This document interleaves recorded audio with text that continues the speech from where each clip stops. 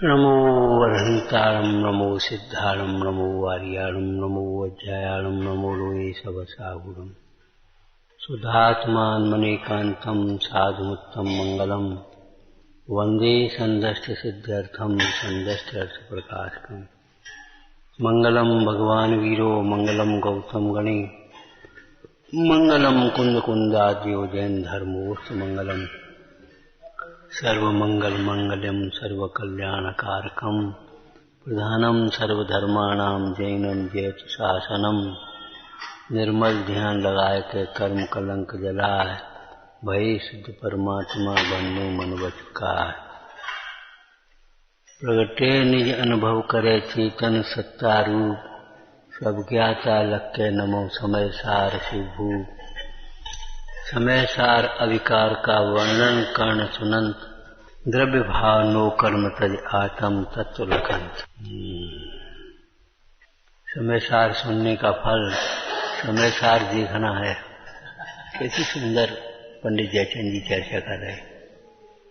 समय सार अविकार का वर्णन कर्ण सुनंत कानों से वर्णन सुनते द्रव्य भाव नो कर्म तज आत्म तत्व लखंत। नो कर्मों की ओर देखना बंद करके आत्म तत्व की ओर देखना ये समय सार के स्वाध्याय का फल है।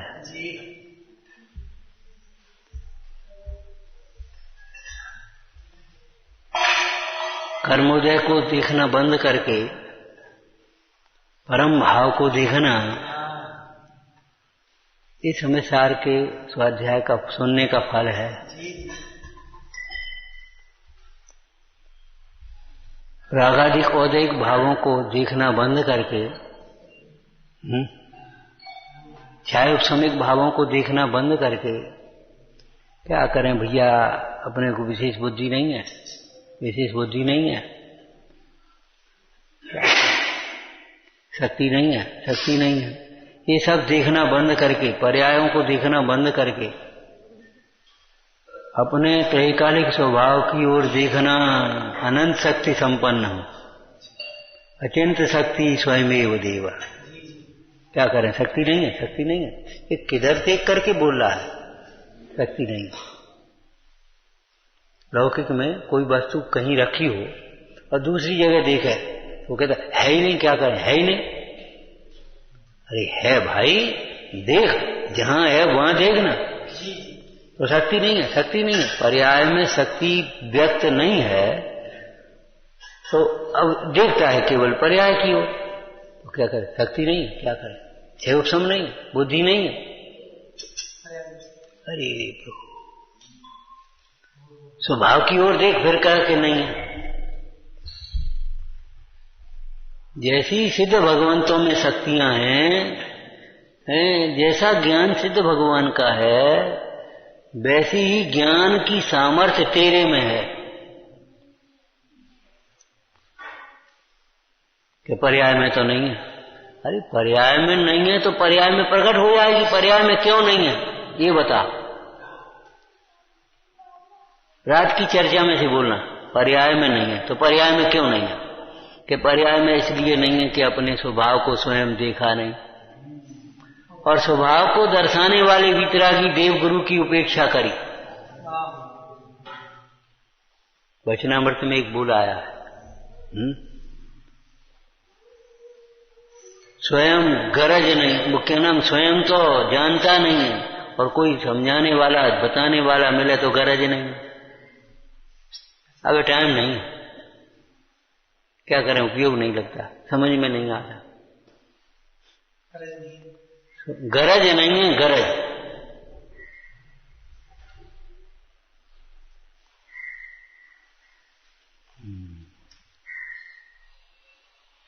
अरे पर्याय में तेरी शक्तियां प्रकट क्यों नहीं है,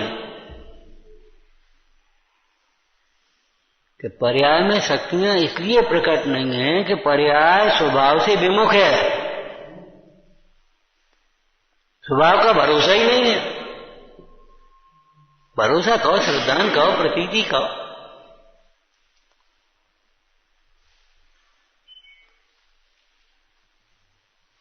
इसकी भीतर गहरी घुस गई है। आत्मा आत्मा से क्या हो जाएगा?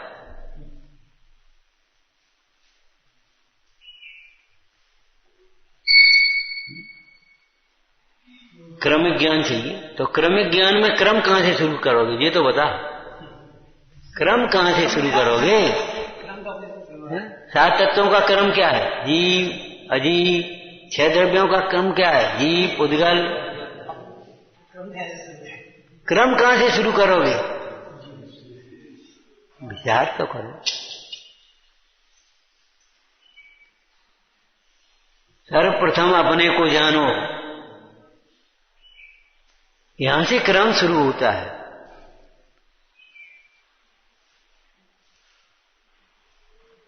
अपने को नहीं जाना तो क्रम शुरू नहीं होगा। हमने एक सिलेबस बना लिया अध्ययन का, तो ये बताओ, अध्ययन का सिलेबस बन गया, ठीक, बहुत सुंदर बात है। पहले ये पुस्तक, फिर ये पुस्तक, फिर ये पुस्तक, क्रम से ऐसे पढ़ लें। यहाँ 1 क्लास में ये हो जाएंगे, 2 क्लास में ये हो जाएंगे, 5 क्लास में ये हो जाएंगे, 10 क्लास में ये हो जाएंगे। एक व्यवस्थित सिलेबस बन गया, ठीक बन गया। मति व्यवस्थित हो गई, व्यवस्थित हो गई। फिर क्या मतलब निकला? अरे वो एक व्यवहारिक व्यवस्थाएं हैं, उनकी उपयोगिता उस जगह है, लेकिन आत्मार्थी जीव के लिए, मुमुक्षु के लिए क्या क्रम है, क्या व्यवस्थित है? मति व्यवस्थित हो गई, हो गई। कहीं सुख नहीं है, ये मति व्यवस्थित है।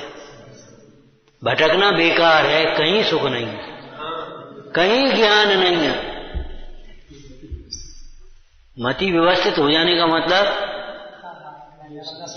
कहीं सुख नहीं है, कहीं ज्ञान नहीं है। बाहर में हमारा कुछ भी नहीं है। उसमें से प्रयोजन परक शैली में बताया था, कुछ भी नहीं का अर्थ।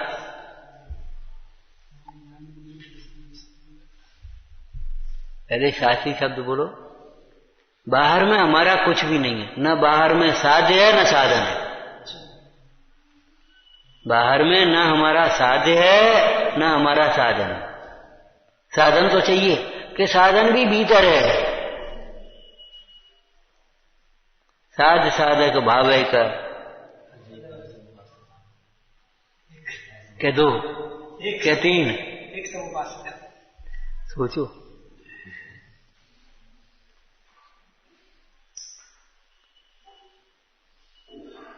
कर्मादिक नहीं होती, ऐसा नहीं है। पंडित जी ने क्या लिखा? कर्मादिक पुद्गल की शक्ति है, उसमें जीव का कुछ कर्तव्य नहीं है। उसमें जीव का कुछ कर्तव्य नहीं।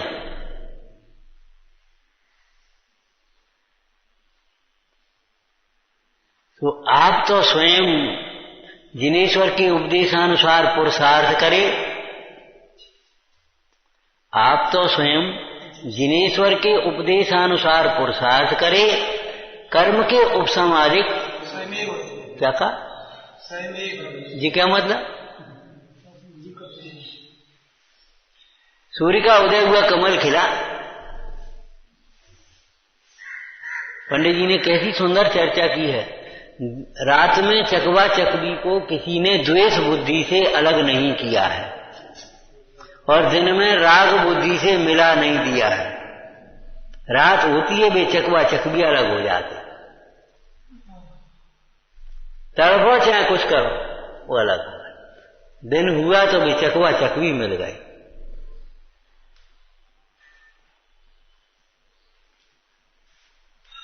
स्वयं सहज निमित्त नैमित्तिक संबंध, शब्द क्या लिखा? सहज निमित्त नैमित्तिक संबंध। आप तो जिनेश्वर के उपदेशानुसार पुरुषार्थ करें। 8वें अधिकार में अनुयोग का वर्णन करते हुए पंडित जी ने कैसे लिखा है, बोलो इस विषय को।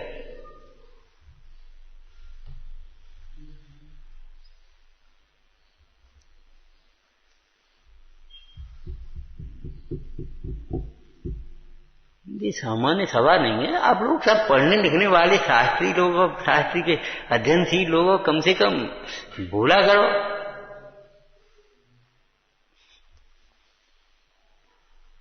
यह जीव करना योग के अनुसार पुरुषार्थ करना चाहे तो कर सकता है, प्रथमान योग के अनुसार करना चाहे तो कर सकता है। एक आदर्श की स्थापना कर ली, ऐसे करो।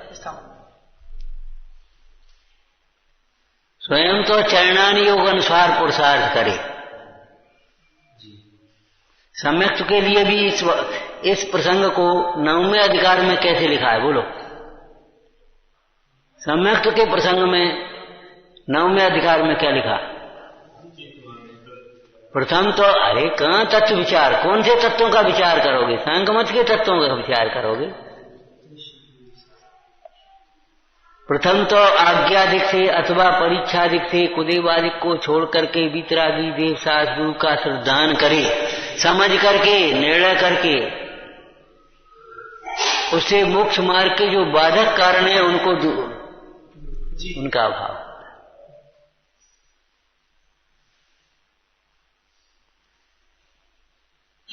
पश्चात उनके द्वारा बताए गए तत्वों को भली प्रकार से समझे, निर्णय करे, अब तो विचार कर पाओगे।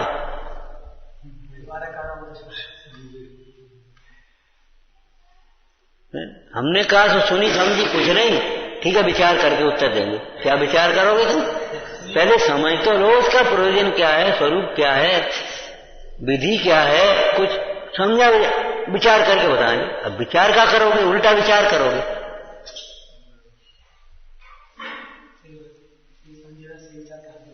बोलो, तत्व विचार तो यहां आ गए। अब ये सुना पड़ा है, इसका विचार करने की बात है। गुरुओं के कहे हुए अर्थ को अंतरंग में बारंबार विचारता है, अपनी कल्पना से बारंबार थोड़ी विचार करता रहता है। गुरुओं के कहे हुए अर्थ को अंतरंग में बारंबार विचार करता है, ठीक है ना? अब 7 तत्वों में से इस विषय को स्पष्ट करके बताओ। देह और आत्मा की भिन्नता को बारंबार विचार करता है। गुरुओं ने देह आत्मा की भिन्नता ही तो बताई है।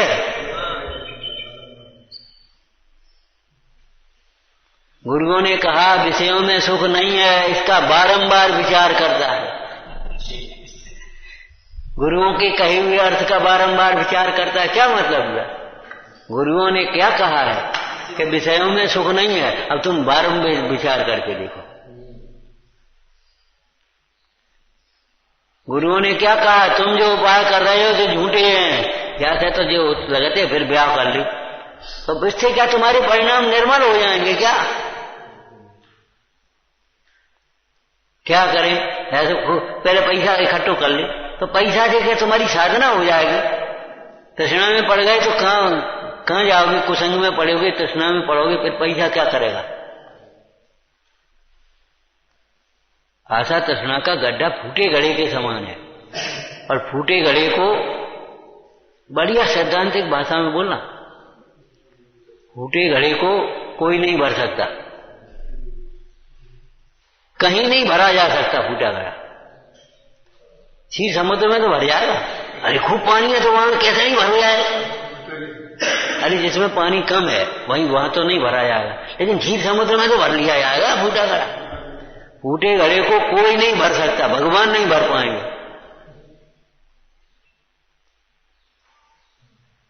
हम भर के बताएंगे, तुम क्या बताओ? तुम अपनी ढीड़ का लगाते हो। फूटे घड़े को कभी नहीं भरा जा सकता, और फूटे घड़े को किंचित भी नहीं भरा जा सकता। आज भी भज जा, चलो भाई।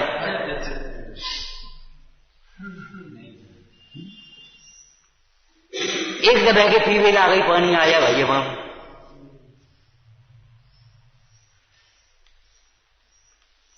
फूटे घड़े को कोई नहीं भर सकता, नहीं कोई तो नहीं भर सकता, हम भर सकते। वाह रे वाह, कर्तृत्व का अहंकार।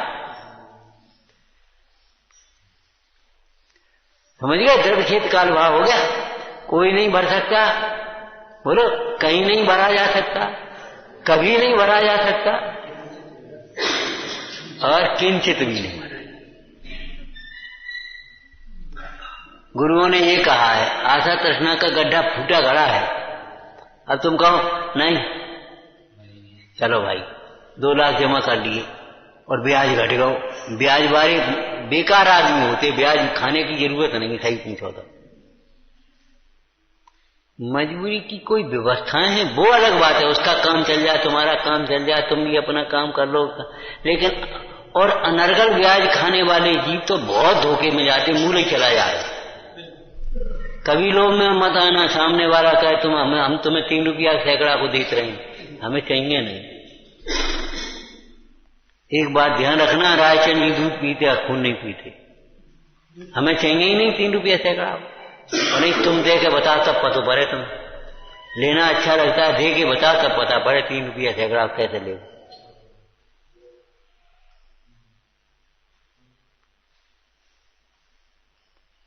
अरे 8-15 दिन का वो काम चलेगा वो एक अलग बात रही, और उसके अपने सेटिंग बना ली, वो एक दाल में नमक जैसी व्यवस्था वो अलग थी।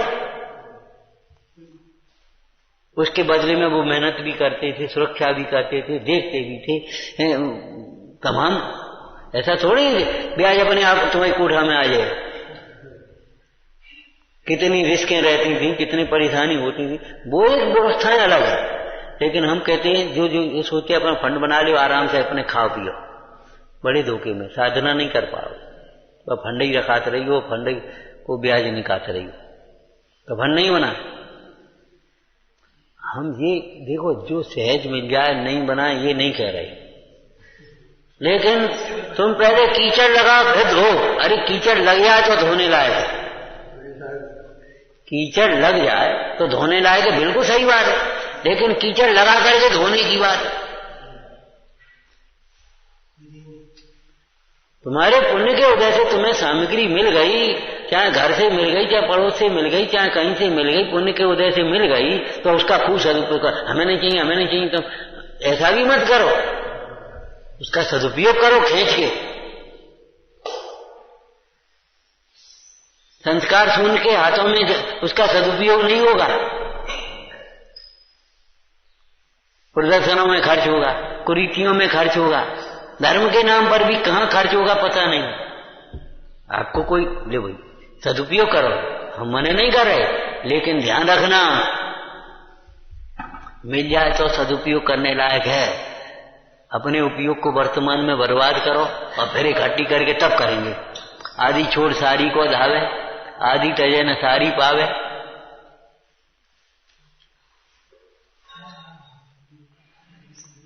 साधक होकर के यथालब्ध सामग्री में संतोष करना सीखो, तब साधना कर पाओगे। क्या कहा? अगर तुम्हें साधना करनी है मुख्य मार्ग की, तो यथालब्ध सामग्री में संतोष करना सीखो। ये तो लौकिक वाक्य है आपका। ईमानदारी, सादगी और संतोष एक साथ रहते। सादगी और संतोष नहीं है तो ईमानदार नहीं रह पाएगा जी, कहीं ना कहीं लोभ लालच में पड़ जाएगा। फिर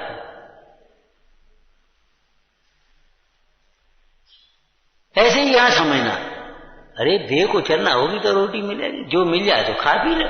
आज तुम्हारा जैसा उदय आज मिलेगी, कल जैसा उदय होगा कल मिलेगी, चाहे तुम करोड़ों धरे रहो।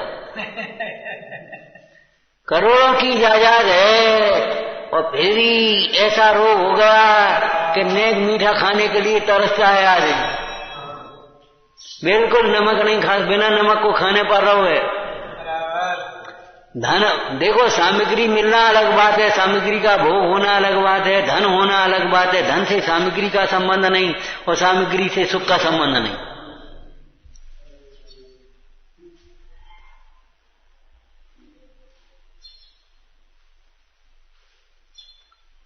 फिर 1-2 लाख रुपए, एक भाई थे व्यापार करते, बोले हमने ये सोची 5 लाख हो जाए, सोई अपने 20 साल पहले की बात है, 5 लाख हो जाएंगे, फिर अपने आराम से धंधो बंद करके धर्म ध्यान करेंगे।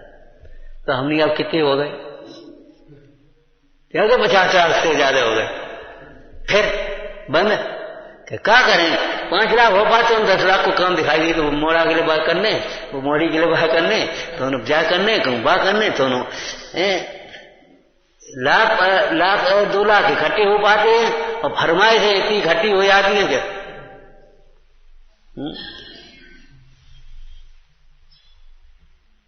बड़ी अच्छी एक घटना सुनाई। एक बेचारा सर्विस करता था अपनी, तो अब की भाई 500 रुपये बढ़ रहे हैं तुम्हारे, 500 रुपये तनख्वाह बढ़ेगी अगले महीने। ठीक है, लड़का बोला हमको ये चाहिए, लड़की बोली हमको ये चाहिए, स्त्री बोली हमको ये चाहिए। खींच पेंच खचूच हो रही थी। तब तक किराएदार सुनो 500 रुपये ज्यादा लगेंगे, 3000 रुपये लगेंगे अगली महीना, नहीं खाली कर दियो हम नहीं जानते। हो गए। अरे रे प्रभु, ये बताओ बाह्य संयोगों के नाम पर के आधार पर कौन निश्चिंत हो पाया है। जब तक तुम 5 लाख कर पाओगे तब तक तुम्हें ये लगने लगेगा 5 लाख से कभी हो रही नहीं। और 5 लाख क्या 50 लाख से भी कुछ नहीं होगा, 5 करोड़ से भी नहीं होगा, 5 अरब से भी नहीं होगा, होगा ही नहीं। सुख का संबंध इनसे कुछ है ही नहीं।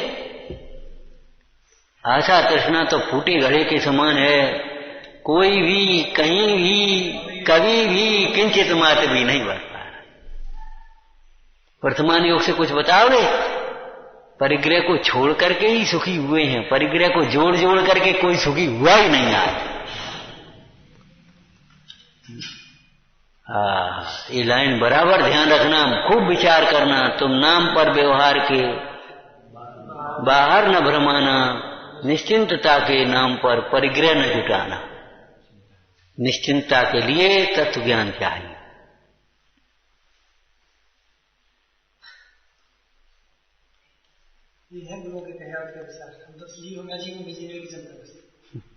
गुरुओं के कहे हुए अर्थ का अंतरंग में बारंबार विचार करना या तत्व विचार करना। क्या विचार कर रहे हो? केवल शुष्क शुष्क रटी पड़ी परिभाषाएं रहे हो, परिभाषाएं विचार कर रहे हो। वो भी एक है बेचारा, हम उसका अनादर नहीं कर रहे हैं, लेकिन हम ये कह रहे उसी में तुम संतुष्ट हो गए, उसी में कुछ समझ गए और अपने को याद हो गई, तो अब दूसरों को समझाने में लग गए। काम खत्म हो गया। अपना कल्याण कब करेगा भाई? कैसे होगा कल्याण? सोचो।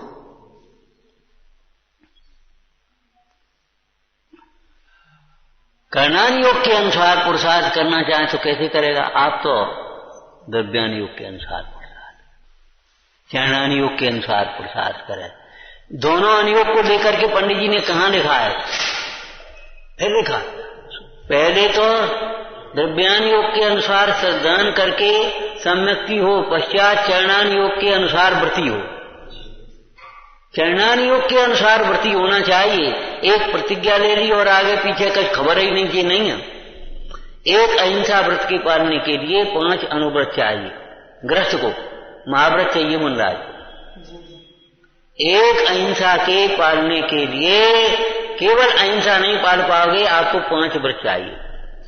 हमने आपको कहा था झूठ बोलने वाला अहिंसक नहीं होता, अहिंसक झूठ नहीं बोलता।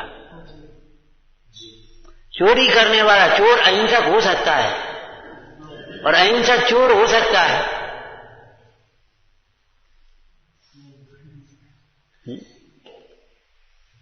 शील रहित पुरुष अहिंसक हो सकता है और अहिंसक शील रहित हो सकता है।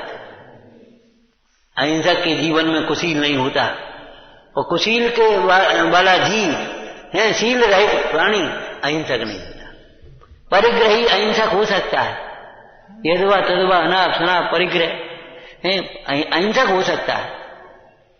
और अहिंसक उल्टा सीधा तमाम परिग्रह जुटाने में अपना जीवन बर्बाद कर सकता है।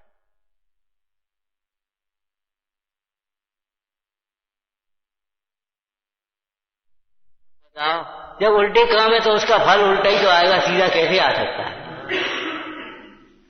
उल्टे काम का फल उल्टा होगा सीधे। अन्यथा पुरुषार्थ से कार्य सिद्धि चाहे तो कैसे होगी?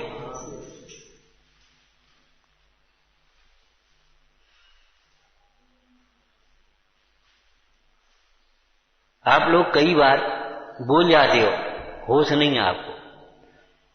पाप को तो सब ये मानते हैं, तुम्हें ये नहीं मानते पाप को। पाप के उदय की प्रतिकूलताओं को हे मानते हो, पाप के उदय को हे कहां मानते हो? बताओ, कहां दुख का कारण मानते हो पाप को? एक तत्व का श्रद्धान हो सकता है किसी को? जो जानता नहीं आपको वह पाप को नहीं जानता। पता नहीं है वो पाप किसे कहते हैं और पाप का फल क्या होता है, अभी होश नहीं है। 4 प्रकार की संज्ञाएं पाप हैं। बोलो, इच्छाओं की पूर्ति में लगा रहता, 4 प्रकार की संज्ञाएं पाप हैं। कौन मानता है पाप? कौन मानता है दुख है? इच्छा अनुकूल भोजन हुआ और एक और ले लो, बड़े मनोहार से भोजन करा और खाया, बोलो लगता है ये दुख है? बोलो लगता हो तो आज तो आनंद आ गया, बहुत वात्सल्य है, बहुत अच्छी तरह भोजन करा, बस वात्सल्य हो गया। ये वात्सल्य है केवल। ठीक है, लौकिक क्षेत्र का वो भी राग है, हम ये नहीं कह रहे, उसको भी हम वात्सल्य कह सकते किसी नए से, लेकिन ये वात्सल्य है क्या?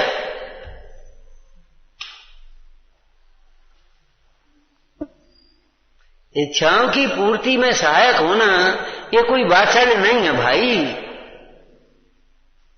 और सो भी योग्य अयोग्य के विचार रहित, योग्य अयोग्य के विचार रहित इच्छाओं की पूर्ति करते रहो। कौन किसकी इच्छाओं की पूर्ति कर पाएगा?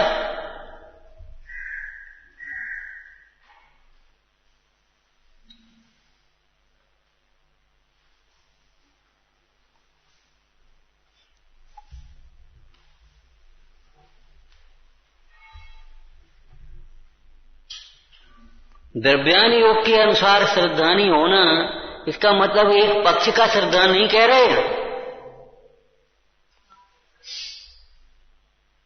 उसको तो पंडित टोटोमल जी ने एक खुलासा किया 7वें अधिकार में। बोलो, अव्याभास में एक चर्चा है, श्रद्धान तो निश्चय का करते, प्रवृत्ति व्यवहार रूप करते, इसलिए हम दोनों को मानते। कहना ये ठीक नहीं, श्रद्धान का निश्चय का करते हैं। अच्छा, अरे निश्चय का श्रद्धान करने की बात तो इसलिए कही, प्रायः प्राणी, अनादिकाल से प्राणी व्यवहार का ही निश्चय रूप श्रद्धान करे बैठा है, इसलिए निश्चय के श्रद्धान की बात कही। लेकिन जब बैलेंस की बात आई, संतुलन की बात आई, टोटोमल जी ने क्या कहा? निश्चय का निश्चय रूप श्रद्धान करना और व्यवहार का व्यवहार रूप श्रद्धान करना, स्व का स्वरूप श्रद्धान करना और पर का उपादेय का उपादेय रूप श्रद्धान करना, मोक्ष का मोक्ष रूप श्रद्धान करना। फिर ऐसा थोड़ी है कि हम उसका श्रद्धान ही नहीं कर रहे, हमें मालूम ही नहीं, हम व्यवहार का श्रद्धा, हम व्यवहार को नहीं मानते, व्यवहार को परमार्थ नहीं मानते ज्ञानी, लेकिन व्यवहार को व्यवहार भी नहीं मानते, पर को पर ही नहीं मानते, ऐसा नहीं है भाई। पड़ोसी को अपना मत मानो, लेकिन पड़ोसी के साथ बिगाड़ करने से आपका काम नहीं चलेगा। पड़ोसी को पड़ोसी समझो, उसके साथ भी योग्य व्यवहार सीखो। शरीर पड़ोसी है आपका, शरीर को अपना मत मानो, ये सच्ची बात है, लेकिन शरीर के साथ दुर्व्यवहार मत करो। अगर शरीर के साथ आप दुर्व्यवहार करेंगे तो शरीर आपके धर्म ध्यान लायक नहीं रहेगा, आप परेशान हो जाओगे।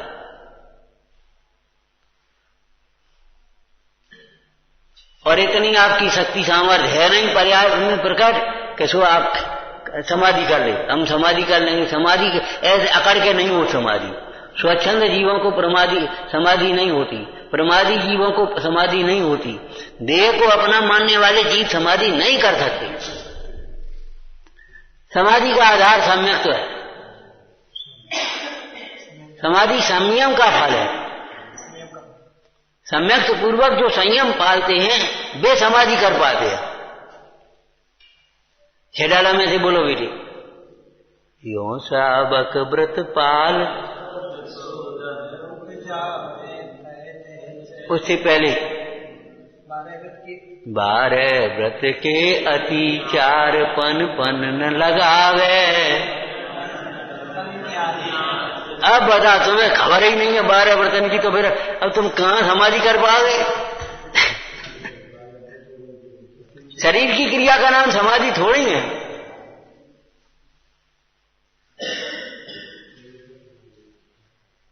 लेकिन अब क्या करें, पढ़ाई तो आई याद है साहब, वो अविरत सम्यक दृष्टि और वो नरक में सम्यक दृष्टि, बच्चे पढ़ गए हो।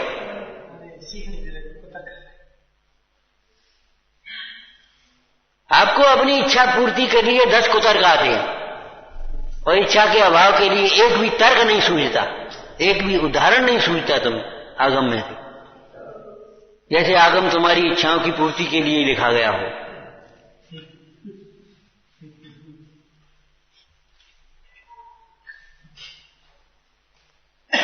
सम्यक तो पूर्वक संयम और संयम का फल समाधि, और समाधि की विधि में भी क्या करते हो आप? चलो आप बिल्कुल अविरति सही, समाधि के लिए क्या करोगे बोलो? हमने सब त्याग कर दो, त्याग करा दो, बोलो बोलो काम कैसे समाधि? कोई सलीब मत रखियो, कोई विकल्प तो नहीं है, विकल्प भी मत रखना। यहां से हट जाओ तुम तो साधर्मियों के, भूम माए फिर आसन माड़े साधर्मी दिन प्यार, और उनसे भी इतने उते की बातें नहीं। जब तुम जानो यह न जपे है तब जिनवाणी पढ़िए, यों का मौन लियो सन्यासी। बोलो आगे क्या लिखा है? यों का मौन लियो सन्यासी। सन्यासी माने बाबाजी वाले भी सन्यासी नहीं, सन्यास को धारण करने वाला। यों का मौन लियो सन्यासी। आगे बोलो। अरे भगवान देव अच्छे बोले, यहां होते तो ऐसे ही बोल रहे होते, मजाक करते हो। पंच परम पद भजिए, माने सन्यास तो सामने वाला निमित्त है, सावधान कर देगा, लेकिन समाधि आपको स्वयं करनी होगी, साधना भी स्वयं करनी होगी, सम्यक भी स्वयं करना होगा, दूसरा कोई नहीं करा सकता। पर के लक्ष्य से कर्म होता है, स्व के लक्ष्य से धर्म होता है। पराश्रय से कर्म होता है, स्वाश्रय से धर्म होता है। फल की अपेक्षा बोलो, पराश्रय से दुख होता है, स्वाश्रय से सुख होता है। कर्म और धर्म की खुलासा करके बोलो, पराश्रय से मोह होता है, स्वाश्रय से सम्यक होता है। पराश्रय से राग द्वेष कसाएं होती हैं, स्वाश्रय से समता होती है, धर्म होता है, वीतरागता होती है। अब तुम पराश्रय से करना चाहो सम्यक को या संयम को या साधना और समाधि को, नहीं कर पाओगे। उसकी विधि है। कितने सुंदर सुंदर शब्द हैं, आपको फुर्सत नहीं प्रयोजन परक पढ़ने की। बस बैठ गए और पांव लटका दिए, पांव हलाने लगे और बस अपनी पुस्तक, और बस ऊँगलियां चलने लगी और बस ये हो गया, आपकी शैली गलत हो गई ना, आपको कुछ होश नहीं है आपको, और वो परिणाम खराब होते हैं। परिणाम खराब नहीं होंगे तो अच्छे कहां से आया है? और सो भी इतना एकांगी सोच है परिणाम खराब होने का, मान कसा होती है, परिणाम खराब ही नहीं मान रहा। मान कसाया आती है, ये परिणाम खराब नहीं मानता।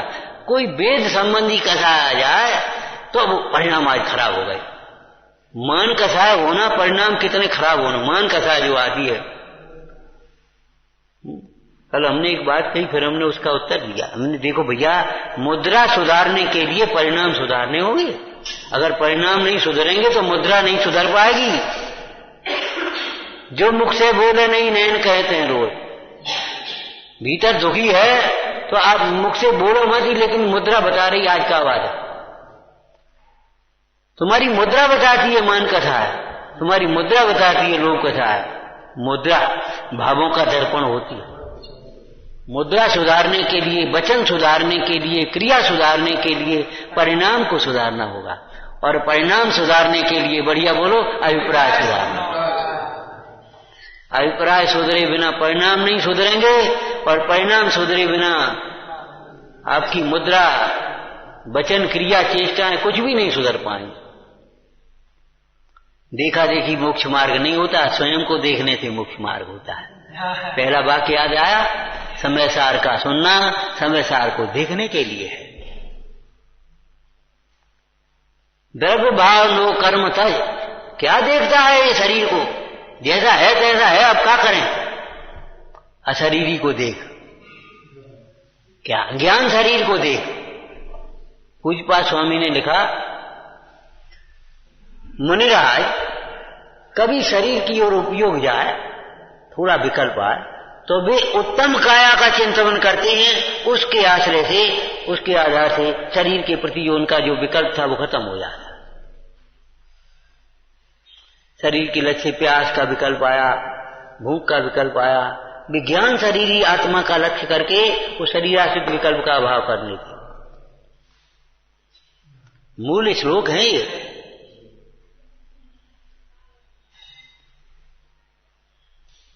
क्या करें, हमारा उदय खराब है, हमारा उदय खराब है। अरे उदय खराब है, दिमाग तो खराब मत कर। है कैसा अनेकांती है तू, उदय खराब है, उदय खराब है। अरे लगा अनेकांत है, लगा अनेकांत, उदय ही खराब है, स्वरूप थोड़ी खराब है। क्या करें, वो सिर में दर्द है, सिर में दर्द, अरे सिर में ही दर्द है, स्वरूप में दर्द थोड़ी है। कैसा अनेकांती, अनेकांती तो समाधान वितरागता की ओर बढ़ जाता है। अनेकांती व्यक्ति राग को जीतने में समर्थ है। क्या करें, उदय खराब है, उदय खराब है। द्रव्य भाव नो कर्म तज आत्म तत्व लखन। हमारा तीव्र उदय, तीव्र उदय, उदय को उदय में पटक दे, उदय को उदय में डाल, पुद्गल को पुद्गल में डाल, और तू चैतन्य तत्व को संभाल। समय सार जी पढ़ने बैठे हो। तू प्रज्ञा क्षिणी ज्ञान ने उदयनी संधि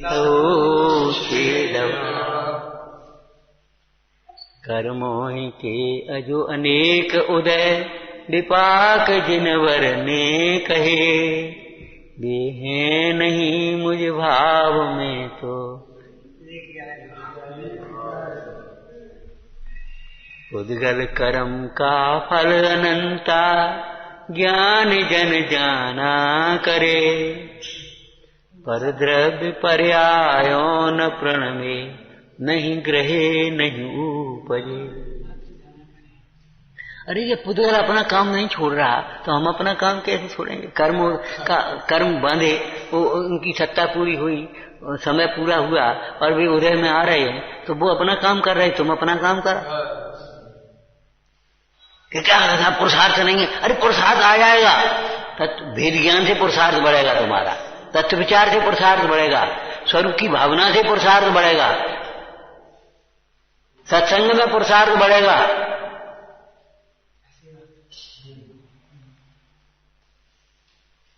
एक दृष्टांत हमने दिया था पहली, बस इतना ही कहेंगे, समय तो हो चुका।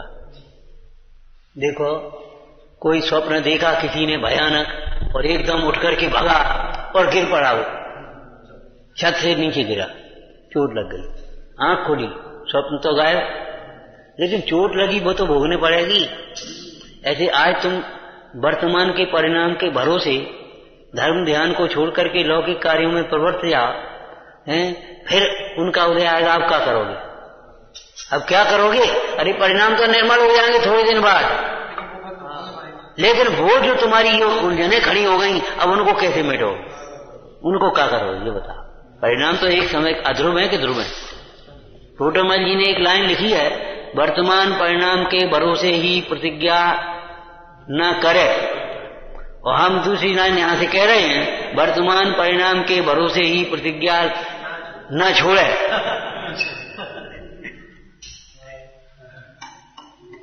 परिणाम अभी है और थोड़े दिन बाद बदल जाएंगे, तो लगने लगेगा अरे हम कहां जा रहे थे। कई बार ऐसे प्रसंग हमने सुने हैं, कोई बूढ़ा आदमी या वैसा आदमी बेचारा त्याग कर बैठा ना, तो त्याग की बात मांगने लगा, हमको तो आलू कचौड़ी खाना है। भैया तुमने जिंदगी भर आलू कचौड़ी नहीं खाए, अब तुम आलू कचौड़ी मांग रहे? हाँ मन चलो हमें दे दे। अब उसने दी नहीं, और वो लोग अब बेचारे अंतिम समय है, अब मांग रहे हो तो दे दो, कहां बगी। देखो महिला के ये शब्द हैं, पत्नी के, ये समझो, इन हाथन ने न कबू खवाए न अब खवाए। हम धर्म ध्यान में सहायक हैं, हम नहीं देंगे, नहीं दिया है। थोड़ी देर बाद संबोधन हुआ तो काय हम कब मांग रहे थे, दही तो नहीं। वो आदमी खुद बोला, कहे हम कब मांग रहे थे, हमने दही तो नहीं थी, कि नहीं हम नहीं गई। तो ठीक है, ये परिणाम तो आते रहते जाते रहते आंधी बेग की तरह होते हैं, इनमें कोई दम नहीं। मिर्गी का बेग है। आश्रम को क्या लिखा है 74वीं गाथा की टीका में, मिर्गी का बेग है, आया और पसोईले पर उठ के चलेगा। अब किसी को मिर्गी आ जाए तो अब क्या करोगे, एक इंजेक्शन लगा दे सो मर जाए, रोज रोज मिर्गी आती। अरे ऐसा नहीं करेंगे, क्या करोगे मिर्गी के बेग को, उसको होश में लाने का उपाय करो, उसका इलाज करो। ऐसे ही परिणाम तुम्हारे बिगड़ते हैं तो परिणामों का इलाज करो ना, परिणामों का इलाज करो, सत समागम में रहो, वैराग्य चिंतन परख स्वाध्याय करो, त्याग करो, रसों नीरस भोजन करो। परिणाम बिगड़ते हैं, परिणाम बिगड़ते हैं, परिणाम बिगड़ रहे हो और उपाय उल्टे कर रहे हो। मोहियों के संग में परिणाम सुधरेंगे, और ये है खूब भरपेट भोजन करो, चाहे जैसा भोजन करो और गरिष्ठ भोजन करो, तो परिणाम सुधरेंगे तुम्हारे। उल्टा सीधा पढ़ो लिखो, उल्टा सीधा देखो, पर्यावरण में रहो तो परिणाम बिगड़े सुधरेंगे तुम्हारे। अरे परिणाम बिगड़ते हैं, बैठ गया। अरे कमजोर स्वास्थ्य वाले को लू में बाहर नहीं निकलो, बाहर मत जाओ, बीमार हो जाओगे। यहां भी हम यही कहते हैं, सत्संग को छोड़ करके नहीं आना। तेरे दर को छोड़कर किस दर जाऊं मैं, सुनता मेरी कौन है, किसे सुनाऊं मैं। कहाँ सुनाओ, को सुने वार है, सुने रहे हैं लोग, सब बांटने लगे, बड़े त्यागी बंत बैठे, हंसी उड़ाएंगे और कुछ नहीं करेंगे। विचार करना भाई। हम ये चर्चा कर रहे थे, करना नहीं योग के अनुसार पुरुषार्थ नहीं होता, लेकिन पुरुषार्थ होता है उसके अनुसार पुरुषार्थ करो। जो नहीं होता उसको कह रहे हो, और जो नहीं हो रहा है उसको नहीं कह रहे। कर्म से भिन्न, कर्मोदय से भिन्न, क्षायोपशमिक भावों से भिन्न, क्षणिक भावों से भिन्न आत्मा का अनुभवन हो सकता है। क्यों? आत्मा है, कथनचित भिन्न है। इन सारे भावों से आत्मा कथनचित भिन्न है, इसलिए हो सकता। किट कालिमा से भिन्न सुवर्ण का अनुभव हो सकता है। क्यों? कि किट कालिमा के संयोग के काल में ही किट कालिमा से स्वर्ण कथनचित भिन्न है।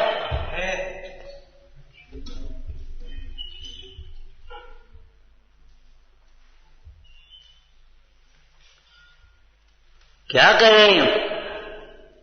कर्म अपने फल में जीव को जबरन नहीं जोड़ता, इसलिए कर्म को दोष देना बंद करो और अपना भेद ज्ञान चालू करो। कर्म को दोष मत दो, और तुम्हें तो कर्म को दोष देने का बिल्कुल अधिकार है, कतई 1% अधिकार है। क्यों? आपका कर्म इतना सुंदर है, आपको कैसे सुंदर स्थान पर बैठा दिया कर्म ने आकर। आपका कर्मोदय तो इतना बढ़िया महापुण्य उदय है, बीतरागी देव साथ गुरु मिल गए, तुम्हें ये सुनने के लिए अवसर मिल गया, ये सब समागम मिल गया। आपको तो कर्म को दोष देने का कोई अधिकार ही नहीं है, बिल्कुल नहीं, कतई।